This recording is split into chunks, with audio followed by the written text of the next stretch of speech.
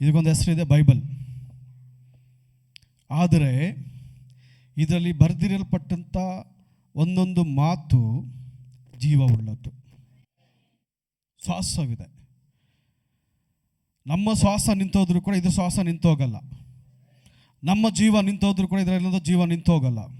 ಇದು ಶಾಶ್ವತವಾದ ಶ್ವಾಸ, ಶಾಶ್ವತವಾದ ಜೀವ ಇದರಲ್ಲಿ ನೆಲೆಗೊಂಡಿದೆ. ಇದು ಯಾರೆಲ್ಲ ತನ್ನ ಒಳಗಡೆ ಅಂಗೀಕರಿಸ್ಕೊತಾರೋ ಅವ್ರಿಗೆ ನಿತ್ಯ ಜೀವ ಸಿಗತ್ತೆ. ಅವರ ಉಸಿರು ಎಂದಿಗೂ ನಿಂತೋಗಲ್ಲ. ಯಾರ ಒಳಗಡೆ ನೆಲೆ ಆಗಿದೆಯೋ ಅವರ ಜೀವವೆಲ್ಲ ನಿತ್ಯಕ್ಕೂ ಜೀವವಾಗೇ ಇರ್ತಾರೆ. ನೀವು ಅಲ್ಬೋದು, ಸತ್ತೋದ್ಮೇಲೆ ಹೆಂಗಿರುತ್ತೆ ಪಾಸ್ಟರ್ ಅಂತೇಳಿ. ಸತ್ತೋದ್ರೂ ಕೂಡ ಜೀವವಾಗಿರ್ತೀಯ.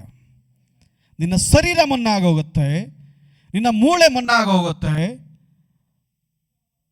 ಆದರೆ ನಾನು ಮಾತಾಡ್ತಾ ಇದ್ದೀನಲ್ವಾ, ಈ ಮಾತು ಮಣ್ಣಾಗಲ್ಲ. ಆ ಮಾತು ಆತ್ಮ. ಅದು ನಿನ್ನಲ್ಲಿರೋ ತನಕ ಈ ಶರೀರಕ್ಕೆ ಬೆಲೆ. ಈಗ ಪಾಸ್ಟ್ ಹೇಳ್ದಲ್ಲ, ಒಬ್ಬರು ಸತ್ತೋದ್ರು, ತಗೊಂಡೋದ್ರು, ಮಣ್ಣಿಗೆ ಹಾಕಿ ಬಂದಾಯಿತು ಅಷ್ಟೇ. ಈ ಭೂಮಿ ಮೇಲೆ ಕೆಲವೊಂದು ಪ್ರಾಣಿಗಳಿಗೆ ಸತ್ತೋದ್ರೆ ಸ್ವಲ್ಪ ಬೆಲೆ ಆದರೂ ಇದೆ. ಮನುಷ್ಯ ಸತ್ತೋದ್ರೆ ಯಾವ ಬೆಲೆಯೂ ಇಲ್ಲ. ಆದರೆ ದೇವರು ನಮಗಿಟ್ಟಿರುವಂಥ ಬೆಲೆ ಯಾವುದು ಗೊತ್ತಾ? ಎಲ್ಲವೂ ಸತ್ತೋದ್ರು, ಈ ಭೂಮಿ ಮೇಲೆ ಎಲ್ಲ ಪ್ರಾಣಿಗಳು ಜೀವ ಜಂತುಗಳೆಲ್ಲ ಸತ್ತೋದ್ರು, ಮೃಗ ಪಕ್ಷಿಗಳೆಲ್ಲ ಸತ್ತೋದ್ರು ಕೂಡ ಅವಷ್ಟೇ. ಆದರೆ ನಮಗಾಗಲ್ಲ. ನಮಗೆ ನಿತ್ಯ ಜೀವದ ಸಿಂಹಾಸನದ ಪಕ್ಕದಲ್ಲಿ ನಮ್ಮನ್ನು ಆಸರಣರಾಗಿ ಕೂರಿಸುವ ದೇವರು ನಮ್ಮ ಕರ್ತನಾದ ಯೇಸು. ಹಲ್ಲೆಲೂಯಾ. ಸರಿ, ನಾವು ಯಾಜಕಕಾಂಡ, ಲೆವಿಟಿಕ್ಸ್ 14 2ನೇ ವಾಕ್ಯದಿಂದ, ಹಲ್ಲೆಲೂಯಾ, 2ನೇ ವಾಕ್ಯದಿಂದ 7ನೇ ವಾಕ್ಯ ತನಕ ನಾವು ಓದಿಕೊಳ್ಳೋಣ. 14 2-7.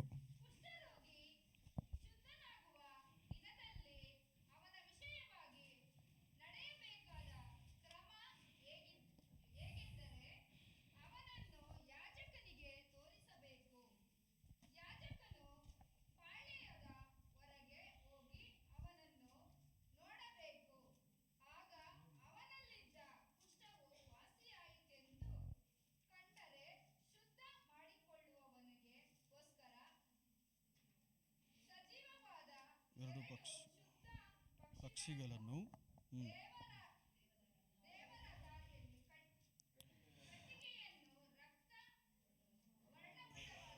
ರಕ್ತವರ್ಣವುಳ್ಳ ದಾರವನ್ನು, ಬರೆಗಳನ್ನು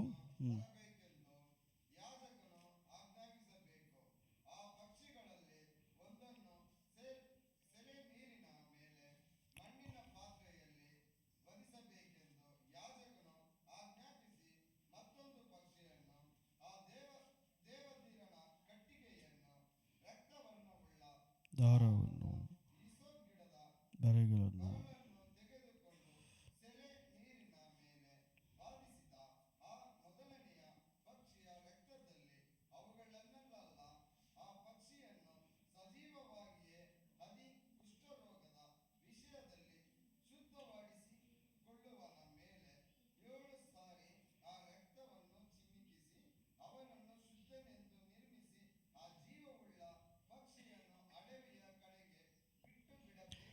ಹಾಲೆಲೂಯಾ, ಹಾಲೆಲೂಯಾ, ಹಾಲೆಲೂಯಾ.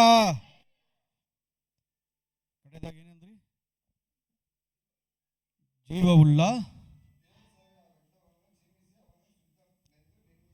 ನಿರ್ಮಿಸಿ ಅರಿವಿಯ ಕಡೆಗೆ ಬಿಟ್ಟು ಬಿಡಬೇಕು. ಈ ವಾಕ್ಯವನ್ನು ಯಾವತ್ತಾದ್ರೂ ಓದಿದ್ದೀರಾ? ಎಲ್ಲಾದರೂ ಕೇಳಿದ್ದೀರಾ? ಯಾರಾದರೂ ಪ್ರಸಂಗ ಮಾಡವ್ರಾ? ಏನಪ್ಪ ಹೊಸದಾಗಿದೆ ಅಂತೀರಲ್ಲ, ಹೊಸದಾಗೆ ದೇವರು ಈ ಹೊಸ ವರ್ಷದಲ್ಲಿ ಬೆಳಗ್ಗೆ ಪಾಸ್ಟ್ ಒಂದು 7:30 ಫೋನ್ ಮಾಡಿಬಿಟ್ಟು, ಪಾಸ್ಟ್ ಪ್ರಸಂಗ ಕೂಡ ಸಿದ್ಧ ಮಾಡ್ಕೊಂಡು ಬಂದ್ಬಿಡಿ ಅಂತಂದರು. ನಾನು ಮಲಗೇ ಇದ್ದೆ, ಎದ್ದಿರಲಿಲ್ಲ. ಯಾಕಂದರೆ ನಾನು ಮಲಗಿದ್ದೆ ಬೆಳಗ್ಗೆನೆ. ದೇವರೇ ಪ್ರಸಂಗ ಮಾಡೋಕ್ಕೆ ಹೇಳ್ತಿದ್ದಾರೆ, ಆದರೆ ಎಷ್ಟೋ ಪ್ರಸಂಗ ಸಿದ್ಧ ಇರುತ್ತೆ.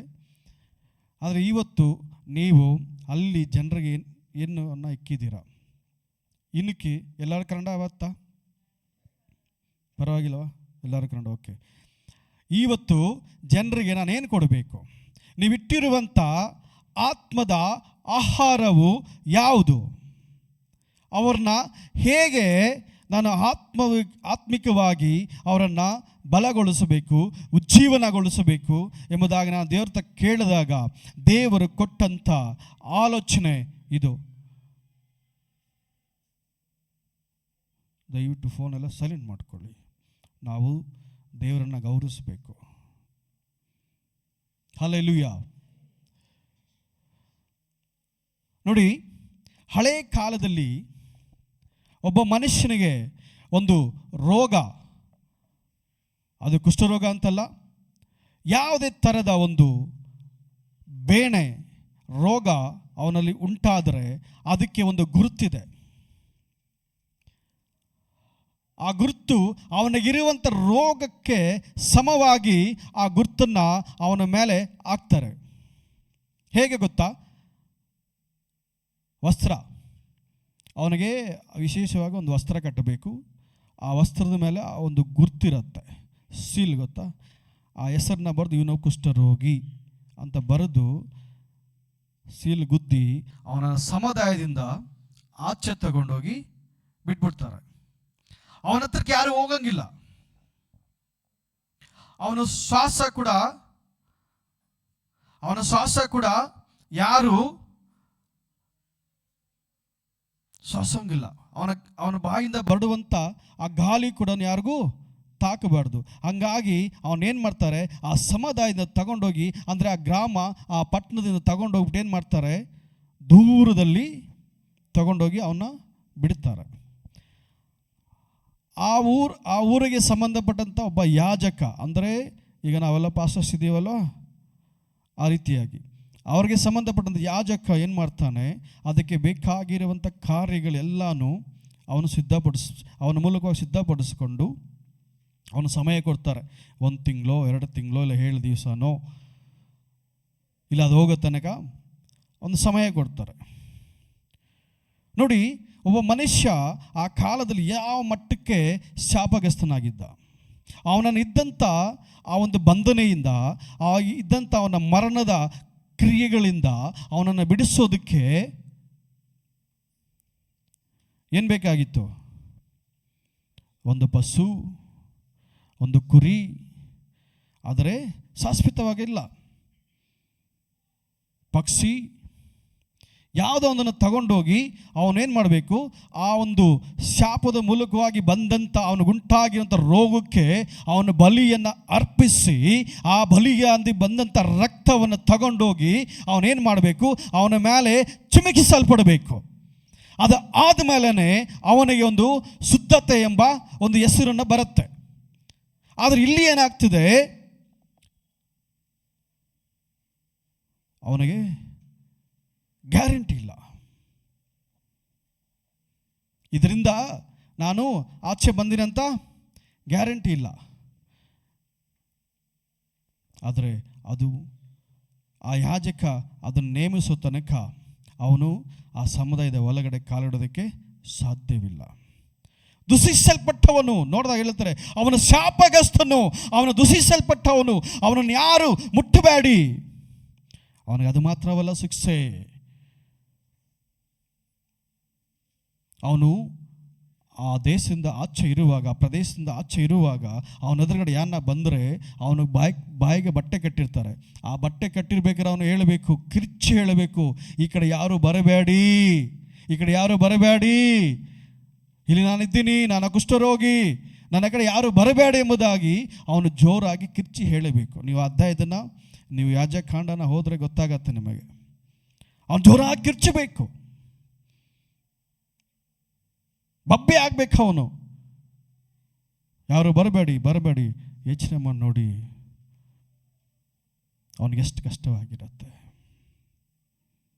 ನನಗೆ ತುಂಬ ಸಮಯವಿಲ್ಲ, ಕೊಟ್ಟಂಥ ಸಮಯಕ್ಕೆ ಮುಗಿಸ್ತೀನಿ. ಪಾಸ್ ಹೇಳಿಸ್ತಾನೆ ನೋಡಿದ್ರೆ 5 ನಿಮಿಷನೇ ಇದೆ, ಅದಕ್ಕೆ ಶಾರ್ಟ್ಕಟ್ಟಲ್ಲಿ ನುಗ್ಗಿ ಹೋಗ್ತಾ ಇದ್ದೀನಿ. ಅವನಿಗೆ ಇದ್ದಂಥ ಆ ಸಮಸ್ಯೆ, ಒಂದು ಗುರುತು, ಅದಾಗಿತ್ತು ಅವನಿಗೆ. ಈಗ ಕೂಡ ಕೆಲವ್ರು ಏನು ಮಾಡ್ತಾರೆ, ಚರ್ಚಿಗೆ ಬರ್ತಾರೆ, ಪಾಸ್ ಹತ್ರ ಪ್ರೇಯರ್ ಮಾಡಿಸ್ಕೊತಾರೆ, ಎಲ್ಲ ವಿಧವಾದಂಥ ದೇವ್ರ ವಾಕ್ಯನ ಕೇಳ್ತಾರೆ, ಎಲ್ಲ ಮಾಡಿಕೊಂಡು ಏನೋ ಒಂದು ತಾಯ್ತು, ಏನೋ ಒಂದು ಸೊಂಟದ ದಾರದಲ್ಲಿ ಕಟ್ಟಿರ್ತೀವಿ, ಏನೋ ಒಂದು ಇರುತ್ತೆ, ಅದು ಹೇಳ್ತಾರೆ ಅದೆಲ್ಲ ಬಿಚ್ಚಿಬಿಡಿ ಅಂದರೆ ಇಲ್ಲ ಇಲ್ಲ ಇಲ್ಲ ಬಿಚ್ಚಲ್ಲ. ಇದು ಏನಕ್ಕೆ ಒಳಕೆ ಆಗದೆ ಗೊತ್ತಾ? ಇದು ನೀನು ಅದಕ್ಕೆ ಗುಲಾಮಗಿರಿ ಆಗಿದೆಯಾ, ಅದಕ್ಕೆ ನೀನು ವಿಧೇಯತೆಯಾಗಿದೆಯಾ. ಒಬ್ರು ಏನು ಮಾಡ್ತಾರೆ, ಹುಡುಗರು ವಾಲೆ ಹಾಕ್ಕೊಂಡಿರ್ತಾರೆ, ಧರ್ಮೋಪದೇಶ ಕಾಂಡದಲ್ಲಿ ಹೋಗಿ ನೋಡಿದ್ರೆ ಗೊತ್ತಾಗತ್ತೆ. ಹುಡುಗರು ಗಂಡಸರು ವಾಲೆ ಹಾಕೋದು ಗುಲಾಮಗಿರಿಗೆ, ಅವನಿಗೆ ಗುಲಾಮನಾಗಿರೋದಕ್ಕೆ. ಕಾಲಿಗೊಂದು ಇದಾಗ್ತಾರೆ ರಿಂಗ್ ಥರ, ಅದು ಗುಲಾಮಗಿರಿ. தமிழில் சொல்ல அடிமை. உன்னுடைய காதில் நீ ஒரு கம்மலை போட்டுக்கின்னு போஸு காமிச்சிக்கின்னு பாத்தியான்னு சொல்ல பசங்க இல்லை, நல்ல வேலை. வாலிப பசங்களெல்லாம் கம்மலெல்லாம் போட்டுக்கின்னு ஸ்டைலாக இது இப்போ மூக்கத்தில் கூட போடுறாங்கப்பா எங்கள் ஊர் சைடில்ப்பா, இந்த நேரில் பார்க்குறேன். ஆம்பளையும் கூட மூக்கு கூட போடுறாங்க. பார்க்க என்ன இந்த சிட்டிக்குள்ளே போகும்போது தான் தெரியும் உங்களுக்கு எல்லாம், அவ்வளோ டிஃப்ரெண்ட்டாக இருக்காங்க பசங்க. அதெல்லாம் பார்க்கும்போது ஆண்டவர்கிட்ட கேட்க, ஆண்டவரே உம்முடைய வார்த்தை பையானதில்லை. அன்னைக்கு இஸ்ராயல் மக்களை ஏதோ இடத்துல போய்ட்டு குலாமுக்கு அடிமைங்களை கொண்டு போனாங்க. அந்த அடிமைத்தனத்தை திருப்பி இங்கே இந்த ஜனங்க, இந்த உலகத்தில் இருக்கிற ஜனங்க என்ன ஆகிட்டு இருக்கிறாங்க, உலகத்து பிரகாரமான காரியங்களுக்கு அடிமையாக மாறிட்டு இருக்கிறாங்க. உலகத்தில் இருக்க ಎಲ್ಲ ಕ್ರಿಯೆಗಳಿಗೆ ಅಡಿಮೆಯಾಗಿ ಮಾರಿಟ್ಟು இருக்கிறாங்க. ಲೋಕದಲ್ಲಿ ಇರುವಂಥ ಆಸೆ ಆಕಾಂಕ್ಷೆಗೆ ಗುಲಾಮಗಿರಿಯಾಗಿದ್ದುಕೊಂಡು ಅದರಲ್ಲಿ ಗುಲಾಮಗಿರಿಯಾಗಿ ಜೀವಿಸ್ತಿರುವಾಗ ಹೇಗೆ ದೇವರ ಆಶೀರ್ವಾದ ಅವರಿಗೆ ಬರುತ್ತೆ?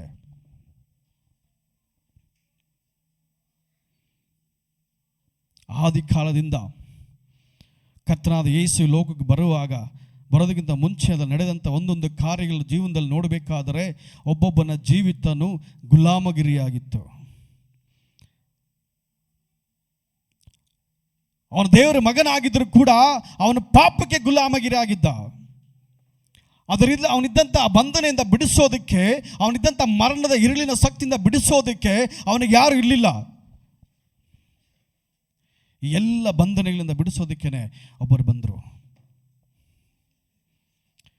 ಎಲ್ಲ ಗುಲಾಮಗಿರಿಯಿಂದ ಬಿಡಿಸಿ ನಿನಗೆ ಒಂದು ಸ್ವತಂತ್ರವನ್ನು ಕೊಟ್ಟು, ನಿನಗೊಂದು ಫ್ರೀಡಮನ್ನು ಕೊಟ್ಟು,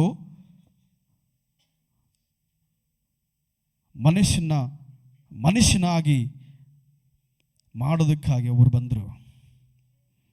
ಲೂಕನ ಬರೆದ ಸುವಾರ್ತೆ 18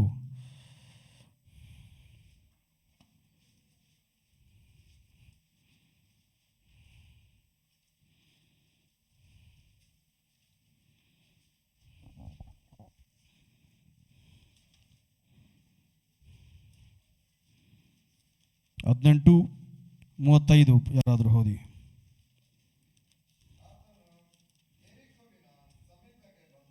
ಆತನು ಯೆರಿಕೋವಿನ ಸಮೀಪಕ್ಕೆ ಬಂದಾಗ ದಾರಿಯ ಮಗಲಲ್ಲಿ ಕೂತು ಭಿಕ್ಷೆ ಬೇಡುತ್ತಿದ್ದಂಥ ಒಬ್ಬ ಕುರುಡನು ಗುಂಪಾಗಿ ಹೋಗುತ್ತಿದ್ದ ಜನರ ಶಬ್ದವನ್ನು ಕೇಳಿ ಇದೇನು ಎಂದು ವಿಚಾರಿಸಿದಾಗ ಅವರು ಅವನಿಗೆ, ನಜರೇತಿನ ಯೇಸು ಈ ಮಾರ್ಗವಾಗಿ ಹೋಗುತ್ತಿದ್ದಾರೆ ಎಂದು ತಿಳಿದಾಗ ಅವನು, ಯೇಸುವೇ, ದಾವೀದ ಕುಮಾರನೇ, ನನ್ನನ್ನು ಕರುಣಿಸು ಎಂದು ಕೂಗಿ ಕೇಳಿದನು. ಏನು ಕೇಳಿದ? ಕೆಳಗಡೆ ಓದಿ ಬ್ರದರ್, ಓದಿ. ಮತ್ತಷ್ಟು ಕೂಗಿಕೊಂಡನು. ಓದಿ. ಆಗ ಯೇಸು ನಿಂತು ಅವನನ್ನು ನನ್ನ ಬಳಿಗೆ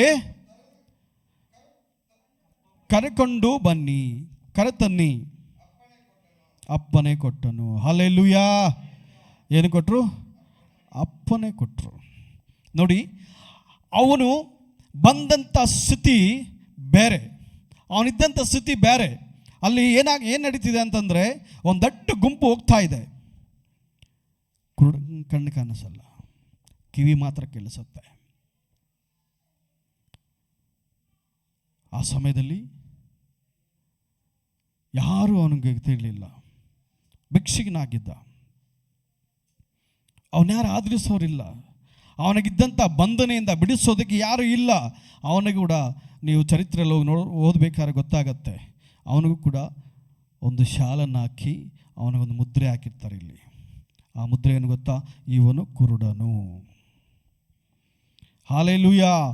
ಆದರೆ ಯೇಸು ಆ ಮಾರ್ಗದಲ್ಲಿ ಹೋಗ್ತಿದ್ದ ಗೊತ್ತಿದ್ದ ತಕ್ಷಣ ಅವನೊಂದು ಕೆಲಸ ಮಾಡ್ದ. ಅವನಿಗಿದ್ದಂಥ ಮೊದಲು ಏನು ಗೊತ್ತಾಯ್ತಾಗದ? ಆ ಮುದ್ರೆಯನ್ನು ಬಿಚ್ಚು ಬಿಸಾಕ್ದ ಆ ಕಡೆ. ಅಲ್ಲದೆ ಹೇಳ್ತಿದ್ದಾರೆ, ಬೇಡ ಬೇಡ ಬೇಡ. ಅವನು ಹೇಳ್ತಾನೆ, ಇಲ್ಲ, ನಾನೇನು ಮಾಡೋದಿಲ್ಲ, ಇನ್ನು ಮುಂದೆ ಈ ಮುದ್ರೆ ನನಗೆ ಬೇಡ.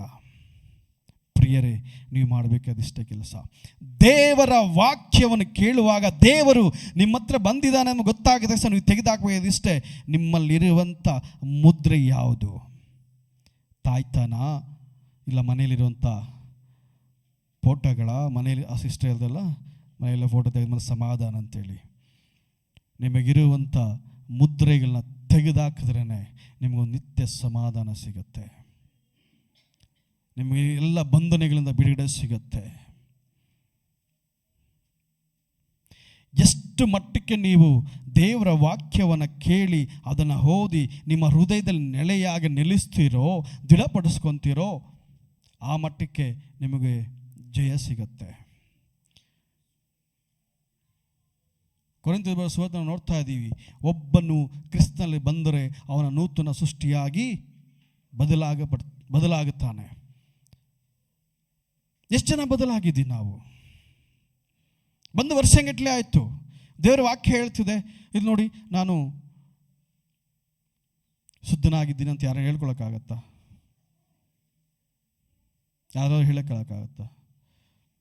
ಆದರೆ ಒಬ್ಬ ಕ್ರಿಸ್ತನಲ್ಲಿ ಬಂದರೆ ಅವನ ನೂತನ ಸೃಷ್ಟಿಯಾಗಿ ಬದಲಾಯಿಸೋದು ಕರ್ತನಾದ ಯೇಸು ಮಾತ್ರ. ನಿನ್ನ ಕೈಲಿ ಆಗಲ್ಲ, ಯಾಕಂದರೆ ನಾವು ನರಮನುಷ್ಯ ಆಗಿದ್ದೇವೆ. ಆದರೆ ದೇವರ ಕೈಲಿ ಸಾಧ್ಯ.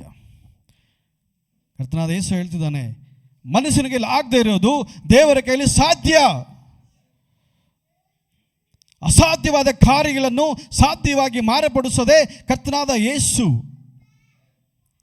ಆ ಯೇಸುವಿನ ಬಳಿಗೆ ಬಂದರೆ ನಿನಗೆ ಯಾವುದೇ ರೀತಿಯಾದ ಬಂಧನೆ, ಯಾವುದೇ ರೀತಿಯಾದ ನಿಂದನೆ, ಯಾವುದೇ ರೀತಿಯಾದ ಇಕ್ಕಟ್ಟಿನ ಸಮಸ್ಯೆಗಳಿದ್ದರೂ ಕೂಡ ಅದನ್ನು ಬಿಡಿಸೋದಕ್ಕೆ ಶಕ್ತನಾಗಿದ್ದಾನೆ. ಹಲ್ಲೆಲೂಯಾ. ಕೆಲವರು ಹೇಳ್ತಾರೆ, ನಾನು ತುಂಬ ವರ್ಷಗಳಿಂದ ಚರ್ಚ್ಗೆ ಹೋಗ್ತಾನೆ ಇದ್ದೀನಿ, ಆದರೆ ಏನು ಮಾಡೋದು, ನನಗೆ ಮತ್ತೆ ಮತ್ತೆ ಮತ್ತೆ ಬರುತ್ತೆ, ನಾನು ಹೋಗ್ತಾ ಇದ್ದ ಹಿಂದೆನೇ ಬಂದುಬಿಡುತ್ತೆ. ಅದು ಬರೋದಕ್ಕೆ ಕಾರಣ ಏನು? ಎದಕ್ಕಾಗ ಅದು பின்னாடி வருது?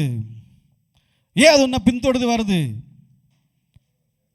உன்னுடைய கிரியங்கள், கர்த்தருக்குள்ள நீ வைத்திருக்கிற அன்பு, நம்பிக்கை, விசுவாசத்தை எப்படிப்பட்டதுன்னுட்டு அதுக்கு தெரியும். ஆனால் உனக்கு தெரியல. நீ விசுவாசிக்கிற, நீ ನಂಬಿக்கிற, ನೀ ನಂಬಿದ್ಯಾ, ವಿಶ್ವಾಸದ ಇದೆಯಾ? ಆದರೆ ನಿನ್ನಲ್ಲಿ ಯಾವ ಒಂದು ಮಟ್ಟಕ್ಕೆ ವಿಶ್ವಾಸವಿದೆ, ಯಾವ ಮಟ್ಟಕ್ಕೆ ನನಗೆ ನಂಬಿಕೆ ಇದೆ?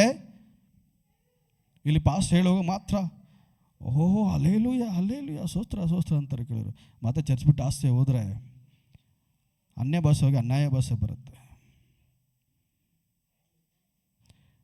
ಯಾವಾಗ ಅನ್ಯ ಭಾಷೆ ಹೋಗಿ ಅನ್ಯಾಯ ಭಾಷೆ ಬರುತ್ತೆ, ಆಗ ಹೇಳುತ್ತೆ, ಆಹಾ ನೋಡ್ದ, ಅಲ್ಲೋಗಿ ಅನ್ಯಾಯ ಭಾಷೆ ಮಾತಾಡ್ದಲ್ಲ, ಈಗ ಬಂದು ಅನ್ಯಾಯ ಭಾಷೆ ಮಾಡ್ತಿದ್ದೆಲ್ಲ, ಇದಕ್ಕೆ ನನಗೆ ಬೇಕಾಗಿರೋದು.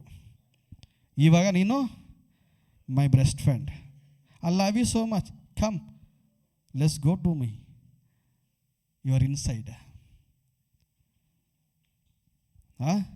ಏನಂತೆ, ನಾನು ಬರ್ತೀನಿ ಒಳಗಡೆ, ನಡಿ ನಾವಿಬ್ಬರು ಜೊತೆಯಾಗಿ ಹೋಗೋಣ. ಪ್ರಿಯರೇ, ನಾವು ಇಲ್ಲಿ ಮಾತ್ರ ಇದ್ರೆ ಸಾಲದು. ನಾವು ಒಂದ್ಸತಿ ಆ ಮುದ್ರೆನ ಕಿತ್ತು ಬಿಸಾಡಿದ್ರೆ, ಒಂದ್ಸತಿ ಎತ್ತಾಕಿದ್ರೆ ಮತ್ತೆ ಅದನ್ನು ಯೋಚನೆ ಕೂಡ ಮಾಡಬಾರದು. ನಾನು ಹೀಗಿದ್ದೆ, ಹಾಗಿದ್ದೆ,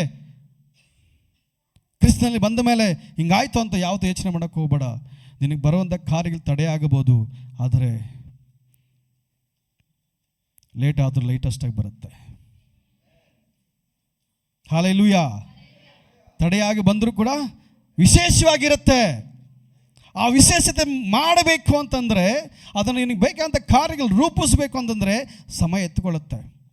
ಆ ಸಮಯವರು ಕಾಯ್ದುವಾಗ ನಿನ್ನ ಖಂಡಿತವಾಗಲೂ ಆ ಕಾರ್ಯ ನಡೆಯುತ್ತೆ. ಈ ಕುರುಡನು ಅನೇಕ ವರ್ಷಗಳಿಂದ, ಅನೇಕ ದಿನಗಳಿಂದ ಎದುರು ನೋಡ್ತಾ ಇದ್ದ ಮತ್ತೊಬ್ಬರ ಕೈನ ಮಾತ್ರ. ನೋಡೋದಕ್ಕೂ ಕಣ್ಣಿಲ್ಲ ಕುರುಡನು, ಅವನಿಗೆ ಮುದ್ರೆ ಇದೆ. ಇವನೇನಂತ ಕುರುಡನು ಅಂತ ಮುದ್ರೆ ಹಾಕಿ ಆ ವಸ್ತ್ರನ ಒದಿಸ್ಬಿಟ್ಟು ಆ ವಸ್ತ್ರದ ಮೇಲೆ ಅವನಿಗೆ ಒಂದು ಹೆಸರು ಕುರುಡನು. ಕರ್ತನಾದ ಯೇಸು ಬಂದ ಮೇಲೆ ಆ ಮುದ್ರೆನ ಹೊಡೆದಾಕ್ತ. ಹಲ್ಲೆಲೂಯಾ.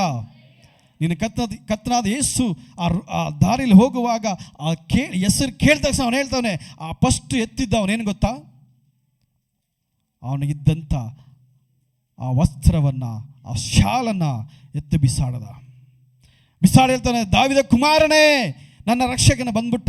ನನಗೇನು ಮಾಡ್ತಿದ್ದೀನಿ, ನಾನು ಜನರು ತಡೆದರೂ ಕೂಡ ನಾನು ಹೋಗ್ತೀನಿ. ನಾವು ಪ್ರಯತ್ನ ಪಡುವಾಗ ಕರ್ತನಾದ ಯೇಸು ಹೇಳ್ತಾರೆ, ಅವನನ್ನು ಬಿಡು.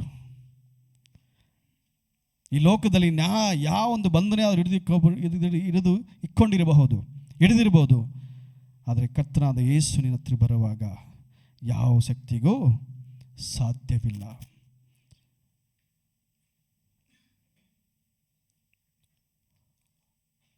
ಯಾಜಕಾಂಡದಲ್ಲಿ ಅದು ತುಂಬ ರಹಸ್ಯಗಳಿದೆ. ಸಮಯ ಬಂದರೆ ನಾನು ಮತ್ತೆ ಮಾತ್ರ ಹಂಚ್ಕೊತೀನಿ. ಆ 2 ಪಕ್ಷಿಗಳಂದವಲ್ಲ, ಉದಾಹರಣೆ ಮಾತ್ರ ಹೇಳಿ ಮುಗಿಸ್ತೀನಿ. ಆ 2 ಪಕ್ಷಿನ, ಮೊದಲನೇ ಪಕ್ಷಿನ ಒದಿಸಿ 2ನೇ ಪಕ್ಷಿನ ಏನು ಮಾಡಿದ್ರು, ಫ್ರೀಯಾಗಿ ಕಾಡಿಗೆ ಬಿಟ್ಟರು.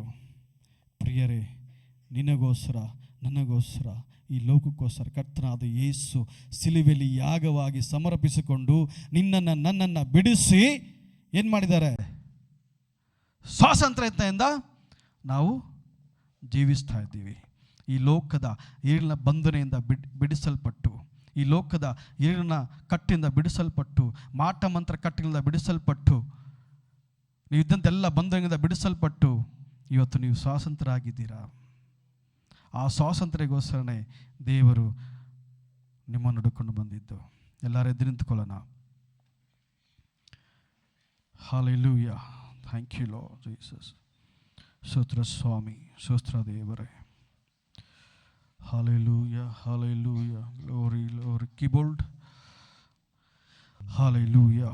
Thank you Jesus. ಹೇಳಿ, ದೇವರೇ, ಏನಾದರೂ ನಿಮ್ಮಲ್ಲಿ ಬಂಧನೆ, ನಿಮ್ಮಲ್ಲಿ ಏನಾದರೂ ತಡೆಗಳಿರುವುದಾದರೆ, ನಿಮ್ಮಲ್ಲಿ ಇನ್ನೂ ಬಿಡದಂಥ ಕಾರ್ಯಗಳೇನಿರುವುದಾದರೆ, ಕರ್ತನಾದ ಯೇಸು ಹತ್ರ ಹೇಳಿ, ಕರ್ತನೆ, ಇದರಿಂದ ನನ್ನ ಬಿಡಿಸು. ದೇವರೇ, ಬಿಡುವಂತ ನನಗೆ ಸಹಾಯ ಮಾಡು. ಇರುವಂಥ ಈ ಬಂಧನದಿಂದ ನನ್ನ ಬಿಡಿಸು. ಇರುವಂಥ ಈ ಹಿಂಸೆಯಿಂದ, ಈ ಸಮಸ್ಯೆಯಿಂದ ನನ್ನ ಬಿಡಿಸು ಎಂಬುದಾಗಿ ದೇವರ ಹತ್ರ ಕೇಳಿಕೊಳ್ಳಿ.